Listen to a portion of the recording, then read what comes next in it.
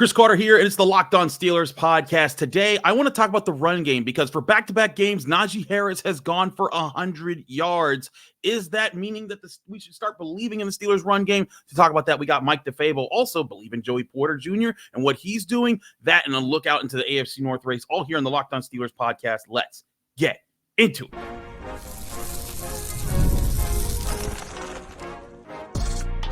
You are Locked On Steelers, your daily Pittsburgh Steelers podcast, part of the Locked On Podcast Network, your team every day.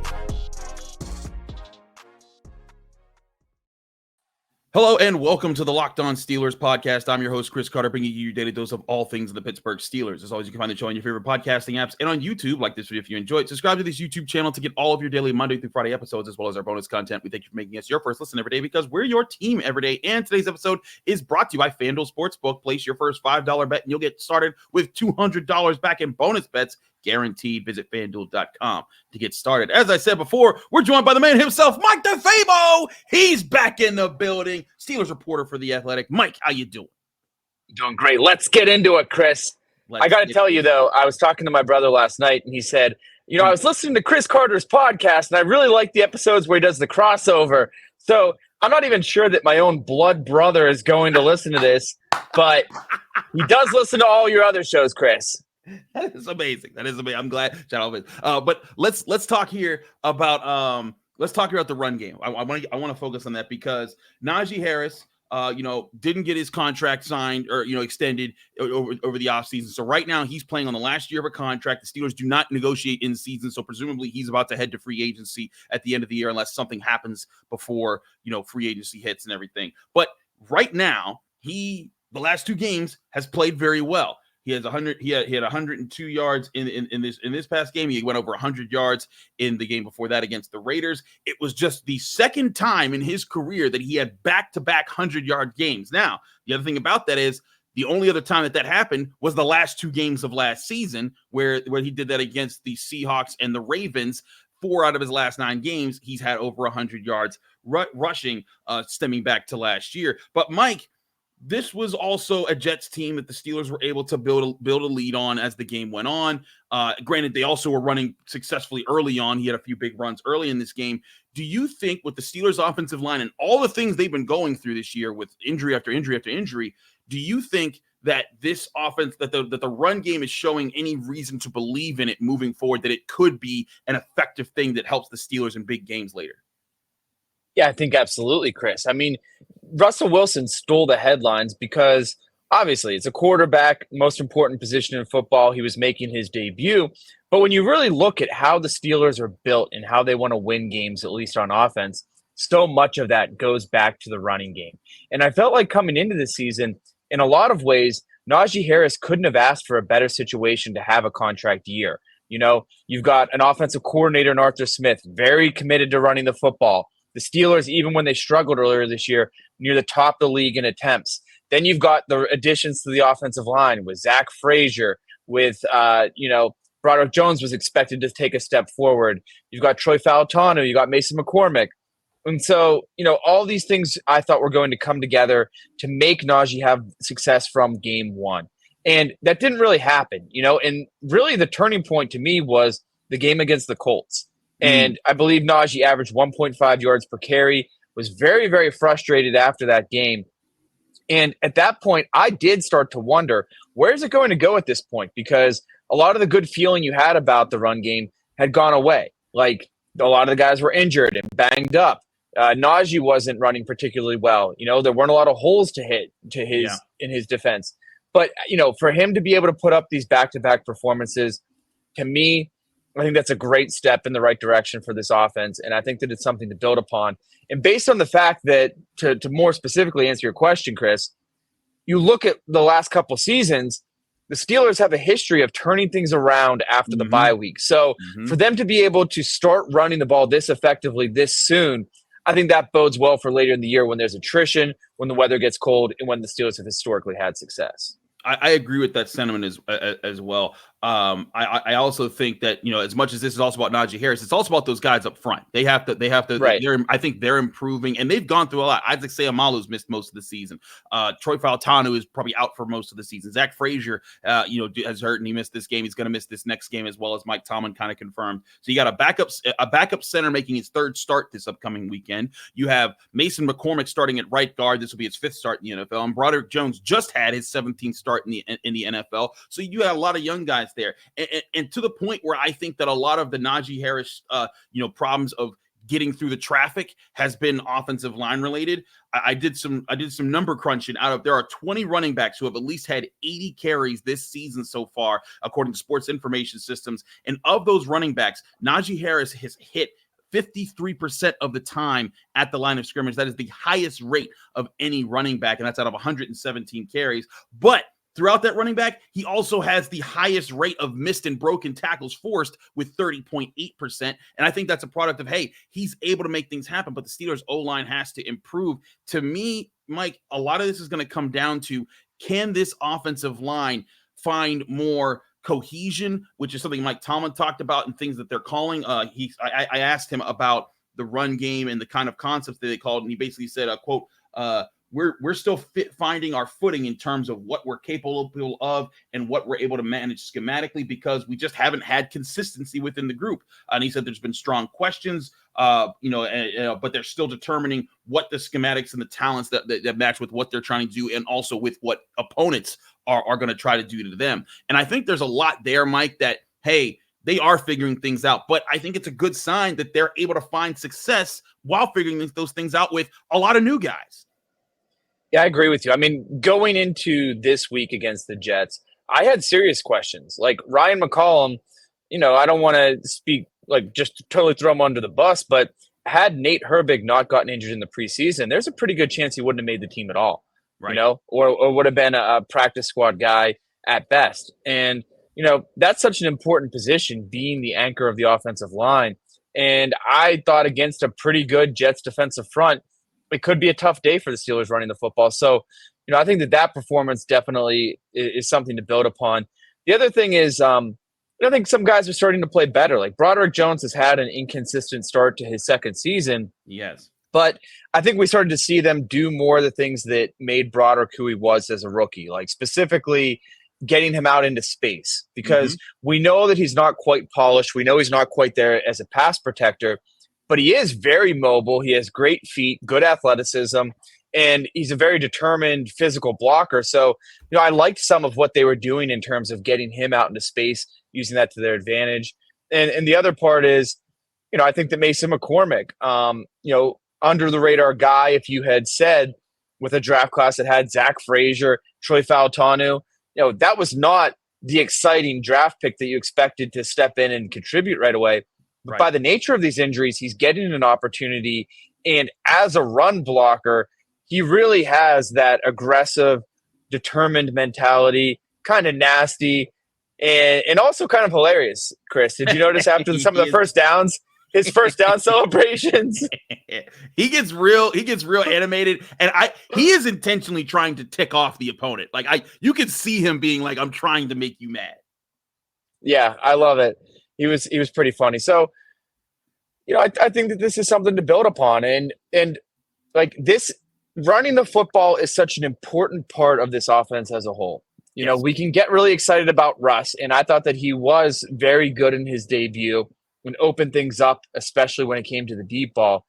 But all of his best offenses were when he was supported by a strong defense and a reliable running game. And so, if Russ is going to continue to have success in his 13th season at 36 years old, he's about to turn 36 in November, he's going to need this team to run the ball effectively. And the fact that they've put up back-to-back 100-yard performances, to me, that's even more encouraging than anything you've seen from a quarterback to this point.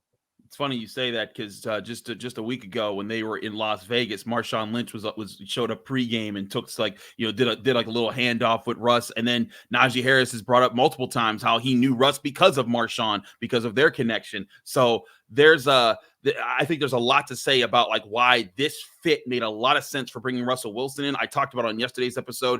Mike, they have 131 play action passing yards in one game with not 100, 157, excuse me, but they average 13.1 yards per attempt on play action passes with Russell Wilson through one game. Now, Mike Tomlin emphasized in his Tuesday press conference, hey, small sample size, don't read a whole lot into that just yet, but I think you're able to see that he's able to capitalize further downfield and see where defenses are weak when they're trying to emphasize stopping the Steelers' run game. Yeah, definitely. I mean, Russ in some ways is not the same quarterback as he was in his prime. Right. I think his mobility isn't quite what it was. You're seeing him throw balls away that in his younger days he would scramble, get 4 or 5 yards, step out of bounds or slide. But he could still sling it. Like you go back to last year, he was still near the top of the league in pass attempts on passes that traveled 40-plus yards in the air. He was still near the top of the league in completions that traveled 40-plus yards in the air. So, when they do run the ball effectively, that sets up play action. That opens up the possibility to throw the ball deep. And that's what this offense is all about. Like even Arthur Smith, his best offenses as a play caller in 2019 and 2020 in Tennessee, a big part of that was run the ball like heck and then play action and throw it deep. And Tannehill was one of the best deep passers that season. So I think all these things are coming together. And if you just continue on the current trajectory and continue to focus on the things that they've had success on recently, that's where this offense is going to click, and that's where we're going to keep having these 30-plus point productions. Absolutely. We got to switch topics. I want to talk to Mike about Joey Porter Jr. because I think quietly he has been much better than people are giving him credit for on the Steelers defense. We'll talk about Porter and the AFC North next here on the Locked On Steelers podcast. Chris Carter with Mike DeFabo. Stick with us. We'll be right back. But first, we'll remind you this show is brought to you by GameTime. It's fall, and that means there's plenty to do in Pittsburgh, and there's no better place to find tickets for all your favorite live events than GameTime. GameTime is the app you need to download to your phone today so that you can get all the different tickets for sporting events, concerts, comedy events, whatever you're into as live events. GameTime is going to help you find it with their GameTime picks options and so many different other ways to find the best tickets for things coming up, including Monday Night Football when the Steelers take on the Giants at Acrisure Stadium. Will you be there? Mike and I will be. Make sure that you're there and don't miss out on the next big Steelers game. GameTime is the fast and easy way to buy tickets for all your sports, music, comedy, and theater events near you. They even have a super pick deal where you can find the best option with the best price combined, whether that's front row at a concert or club seats at the big game. Go to GameTime today. Snag the tickets without the stress with GameTime. Download the GameTime app, create an account, and use code LOCKEDONNFL for $20 off your first purchase, or go to their website, GameTime.co. Terms and conditions apply. Create an account, redeem code LOCKEDONNFL for $20 off. Download GameTime today. What time is it? It's game time. Ooh. We're also brought to you by Prize Picks. Prize Picks is the easiest and most exciting way to play daily fantasy sports. Unlike other apps, Prize Picks is just you against the numbers. You're not playing against thousands of other people. It's just you picking 2 to 6 players and saying more or less on their stat projections that they give you. It's the fun new daily fantasy game that everyone needs to play right now. Prize Picks is the only real money daily fantasy platform that gives you any injury insurance policy. Because if your lineups suffer players that get hurt in the first half of the game and don't return in the second, you get injury insurance. And those players don't account your lineup. Your Prize Picks lineup stays live. And now on Prize Picks, you can win up to 100 times your money with as little as making 4 correct picks. But Prize Picks includes NFL, NBA, MLB, NHL, college sports, and so much more. Download the Prize Picks app or go to prizepicks.com to sign up and play daily fantasy sports. That's prizepicks.com/LockedOnNFL. Use code LockedOnNFL, and you'll get $50 instantly when you play just $5. That's code LockedOnNFL to get a $50 bonus for just playing $5. Prize Picks. Run your game.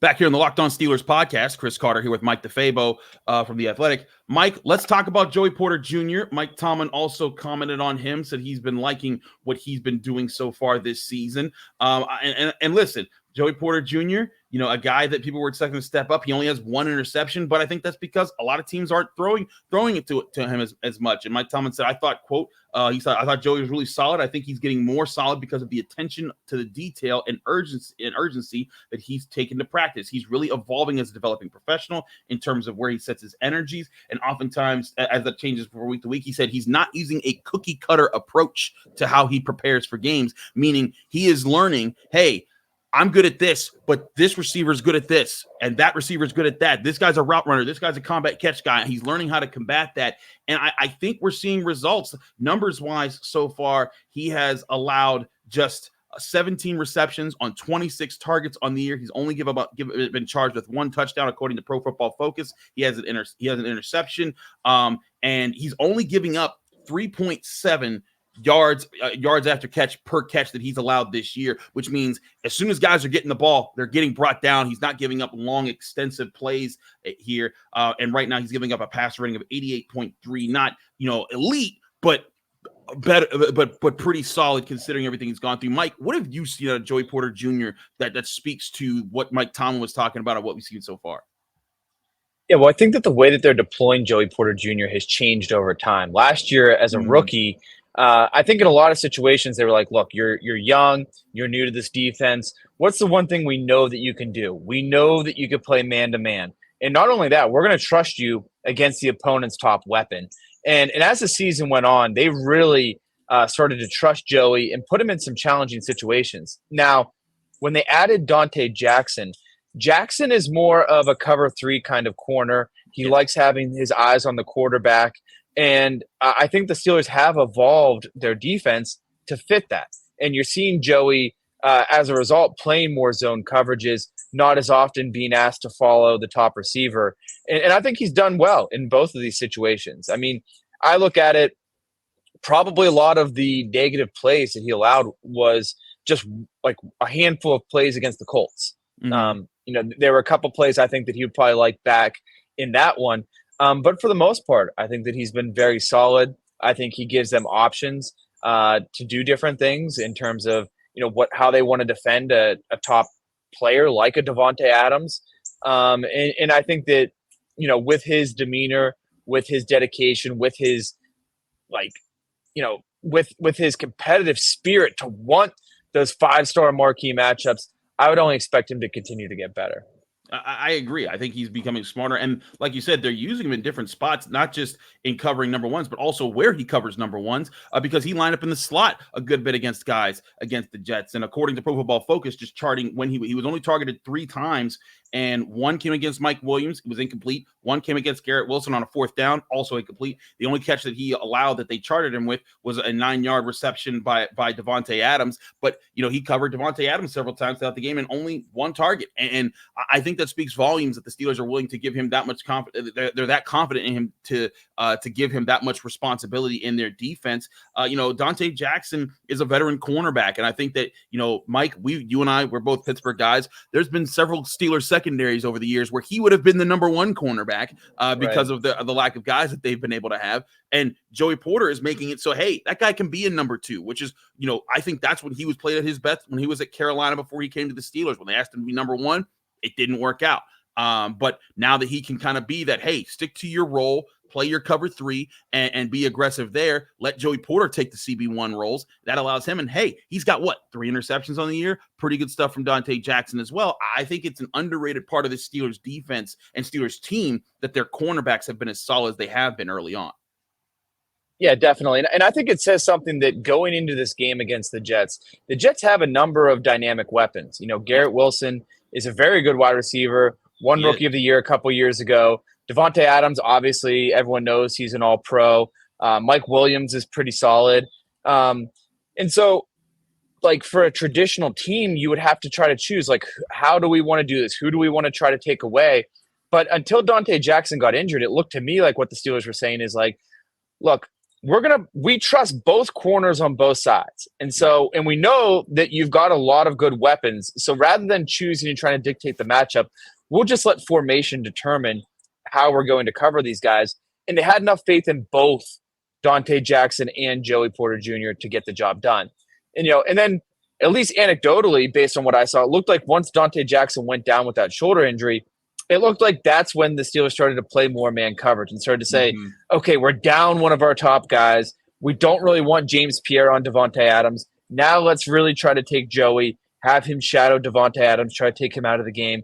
And as you mentioned, for the most part, he did. I mean, that's a great receiver, and he did not wreck the game the way that he could have. So, I like what we're seeing from the cornerbacks. And for me, the big question is just, like, what is the real situation with Dante Jackson's shoulder? Because, he's been wearing, different stuff to support his shoulder, kind of brace it.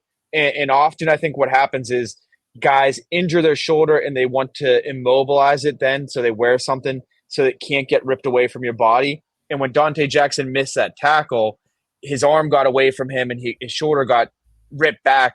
And so that's why I think he had that damage that then caused them to sit him down for the rest. So I think that's going to be really interesting going forward. Like Mike Tomlin said that he doesn't expect him to miss the game this week.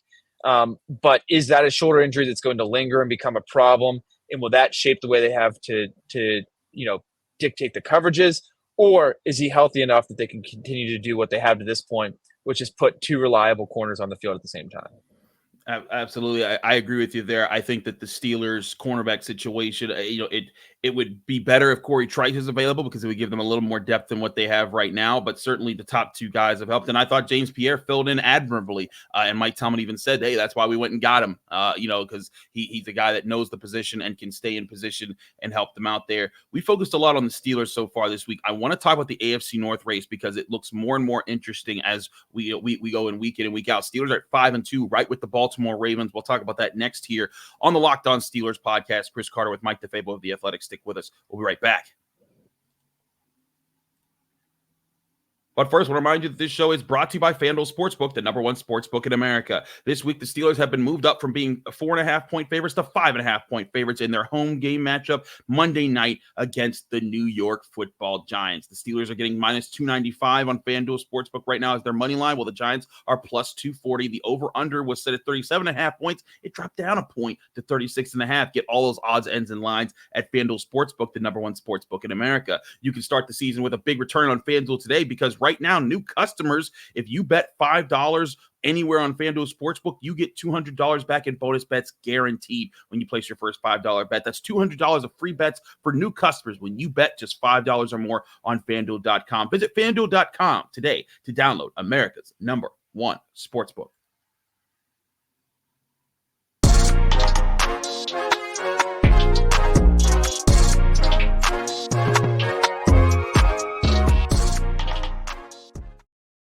Back here on the Locked On Steelers podcast, Chris Carter with Mike DeFabo of The Athletic. Mike, let's take a step back and look at where the Steelers are in the AFC North and where their schedule is as well. But looking at the AFC North as it stands right now, the Steelers technically are in second in the division because the Ravens have played a division game and they haven't. The Ravens won their divisional game over the Bengals, so they're 1-0 in the division. But both sit at 5-2, pretty comfortable places right now, considering everything else. The Bengals, with their slow start, they started to rebound. They're at 3-4 right now on the season, but still have work to do. Meanwhile, the Browns have pretty much given up on their season at 1-6. Deshaun Watson's now out for the year with his Achilles injury. They've traded away Amari Cooper. They were a team that some people were picking to win the division. Now they are probably going to be in the race for the number one overall pick, if they even have a draft pick this year. I haven't even looked at their draft picks. But all that being said, Mike, do you like where the Steelers are right now as far as I'll answer it this way. Do you think they can hold the position where they're at to say where in another month and a half's time, they're still neck and neck with the Ravens? Or do you think the Ravens start to pick up a distance on them, considering how well they're playing? Well, I do think that the Ravens are the best team in terms of they have a quarterback in Lamar Jackson, who's an MVP candidate. They have a pretty complete roster. To me, their biggest weakness is pass defense. That's where they've been inconsistent. And it also took them some time for a young offensive line to come together. But they really do look like they've hit their stride. For me, I think a lot is going to come down to those head-to-head matchups. And we know that the NFL backloaded all the teams in the AFC North, their schedule, with divisional games. And that's really going to determine whether the Steelers can win the division or whether they come in second or third. And, historically, the Steelers have been really good at playing Lamar Jackson. If there's a team in the league that knows how to shut him down or slow him down, it's the Pittsburgh Steelers. They have the right players. They have the right formula and familiarity. So, I think the Steelers very much are in this division race. I think that they very much could come out as the division champs, but I think it all hinges upon those head-to-head matchups. Agreed. I mean, that's kind of what everything's looking at right now for the Steelers. After this game against the Giants, the Steelers have a bye. They get one game in Washington for the Commanders game. That doesn't look nearly as easy as people thought it might at the beginning of the season. But after that, at home against the Ravens, on the road against the Browns, Bengals, then back home against the Browns, then on the road in Philadelphia, where they have not won since the 60s. Then back in Baltimore, then Christmas Day at home against the Chiefs, and then a game on January 5th against the Bengals to close out the season. So, yeah, all their divisional games come within the span of middle November to January, and that's where things are going to rest. But I do think the Steelers, where the Ravens, they're the best team in the AFC North, in my opinion. Even though the teams are tied right now in record, I think their offense continues to look prolific. I thought the Buccaneers were going to take them on Monday Night Football, and they beat the tar out of those guys. Granted, the Buccaneers also suffered a lot of unfortunate injuries. The Ravens were the clear better team, and I think the Buccaneers, before all these injuries, were a pretty good team themselves. So I think the Ravens are one thing, but I want to ask you this, Mike. Do you believe in the recent rise of the Cincinnati Bengals? Because they've won 3 of their last 4, but you could look, they beat the Panthers by 10, then they beat the Giants by 10, and then they beat the Browns by 7, considering all those things. Do you think that they're figuring things out, or do you think the Bengals are maybe they still have a lot more to figure out this year? Well, before the season, I said maybe on this podcast that I expected that with Joe Burrow returning, the Bengals were instantly going to become a playoff contender, maybe even a Super Bowl contender. What I forgot is that Joe Burrow does not play defensive back. And right now, the Bengals defense is struggling so badly that Joe Burrow has played he's within the MVP conversation. His stats are in line with some of these quarterbacks we're talking about, yet it's not been enough. And I just go back to last season where, Kenny Pickett's best game, maybe his best game as a Steeler, was against that Bengals defense. And Mason Rudolph came in, and he played phenomenally against that Bengals defense. So, as much as Joe Burrow makes the Bengals a sneaky contender, and I think any game that he balls out, they could win that game against any opponent, until they figure things out on defense, which they have not yet to this point. I just don't know if we can believe in them. So, I think that they're going to be in this conversation. They're going to make things interesting. But I just feel like that defense is such an anchor holding them back. I agree too. They have a big 1 p.m. game this Sunday against the Philadelphia Eagles in Cincinnati. That'll be big for them if they get that win there to get to 4-4. But okay, taking a step back again, looking at the division. Right, again, Ravens and Steelers tied at top at 5-2.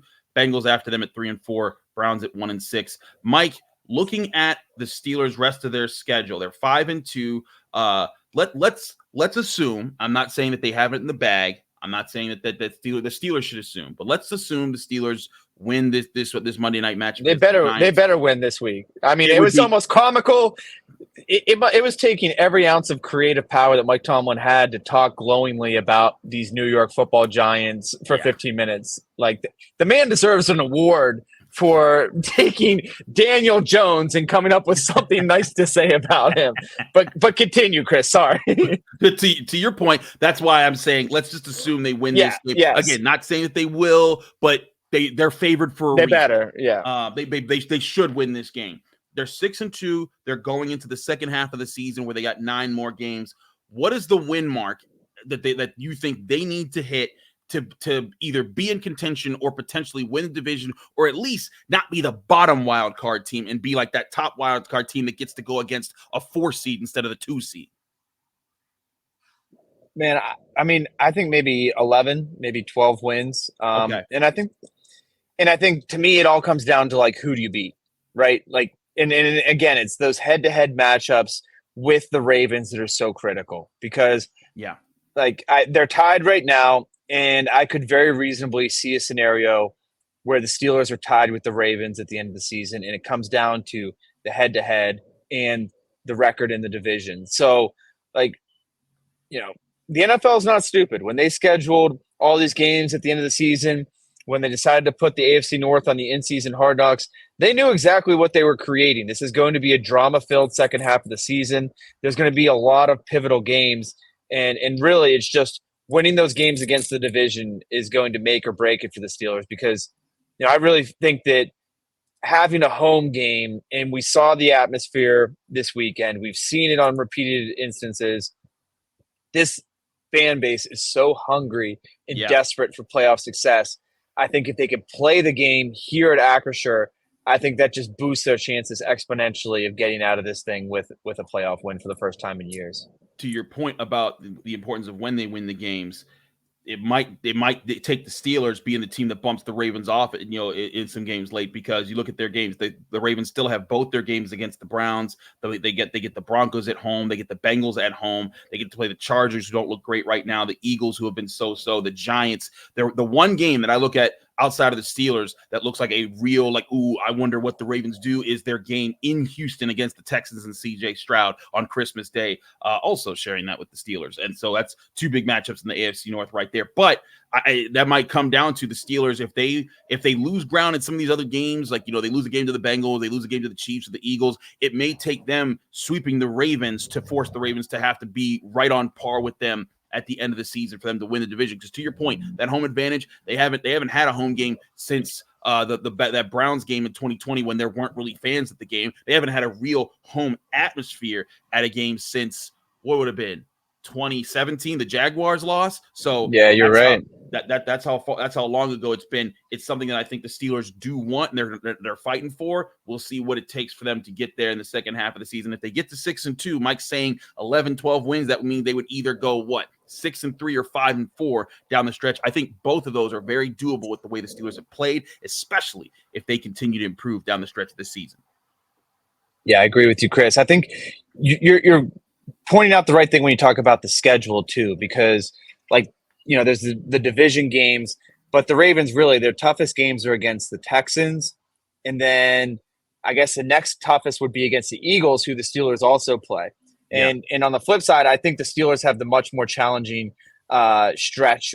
I think the game against the Commanders suddenly looks like a very challenging game for the Steelers. Mm-hmm. The fact that they have to play the Eagles, the Ravens, and the Chiefs in a 10-game span, really that's going to probably tell the story of the season right there. I mean, you're playing two of the most physical offenses in the league back-to-back.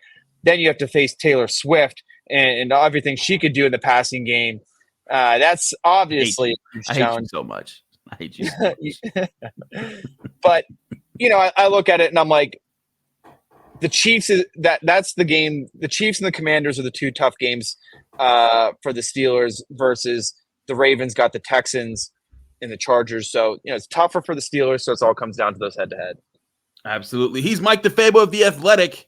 Mike, thanks so much for joining us here on the Locked On Steelers podcast. You're always a joy to have here. I hope your brother listens to today's show, considering his brother's on the show. But Mike, let people know they can find you, follow you, and get more of your work. Yeah, definitely, Chris. You could follow me on Twitter at Mike DeFabo and check out all of my work in The Athletic. Absolutely. He's Mike DeFabo. I'm Chris Carter. Follow me on Twitter and Instagram at Carter Critiques. Read my work at the Pittsburgh Post-Gazette, post-gazette.com. Find me here on the Locked On Steelers podcast every day, Monday through Friday, breaking down your Pittsburgh Steelers. Back here tomorrow with Crossover Thursday. We got Patricia Traina of Locked On Giants getting you ready for Steelers Giants this weekend. We'll see you then here on the Locked On Steelers podcast.